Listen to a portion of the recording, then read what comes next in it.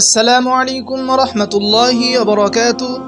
সুপ্রিয় দর্শক মণ্ডলী, আশা করি মহান আল্লাহ রাব্বুল আলামিনের অশেষ দয়া ও মেহেরবানিতে আপনারা সকলেই ভালো আছেন।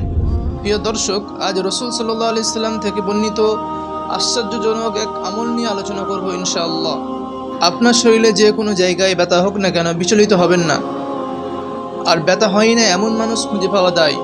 মাথা থেকে পা পর্যন্ত শরীরের যে কোনো অঙ্গে হঠাৎ বিষ ব্যথা শুরু হয়ে যায়। যেমন হাত, পা, চোখ, কোমর অথবা মাথা হঠাৎ বিষ ব্যথা শুরু হয়ে যায়, অথবা অন্য যে কোনো জায়গায় ব্যথা শুরু হয়। শরীরে বিশেষ কোনো স্থানে প্রচণ্ড ব্যথা অনুভব হলে সাথে সাথে একটি আমল আজকের আলোচনা করব।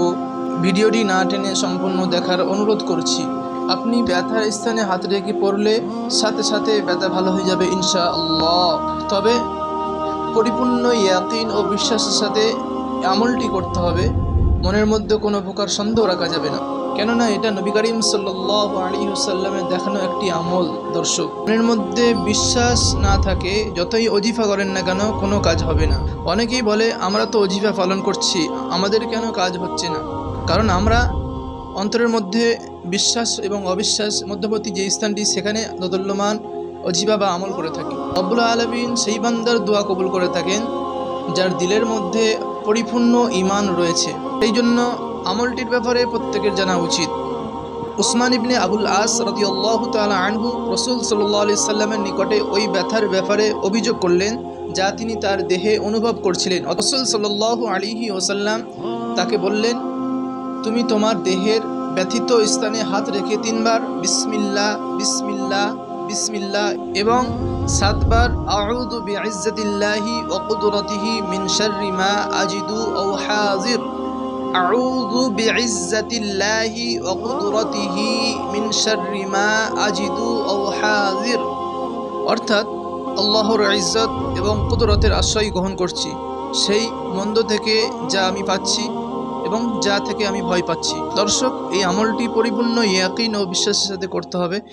যদি আমলটি একবার করার পর আপনার ব্যথা ভালো হয়ে যায়, আলহামদুলিল্লাহ বলে শুকরিয়া আদায় করুন।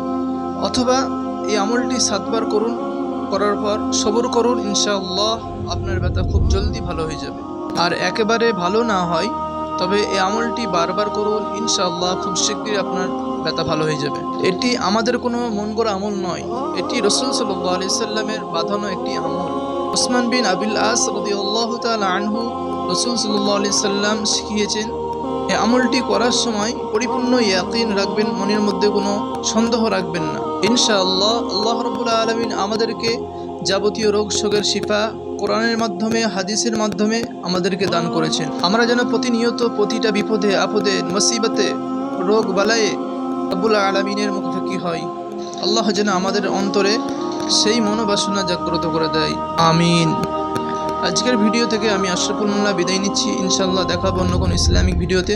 ততক্ষণ পর্যন্ত আশরাফুল মোল্লা চ্যানেলটির সাথে থাকুন এবং ইসলামিক নিত্য নতুন ভিডিও পেতে চাইলে অবশ্যই আশরাফুল মোল্লা বাংলা চ্যানেলটি সাবস্ক্রাইব করুন, সাথে থাকা বেল আইকন অন করে দেবেন। তাহলে ইসলামিক নিত্য নতুন ভিডিও সবার আগে আপনার কাছে চলে যাবে ইনশাআল্লাহ। আসসালামু আলাইকুম ওয়া রাহমাতুল্লাহি ওয়া বারাকাতুহু।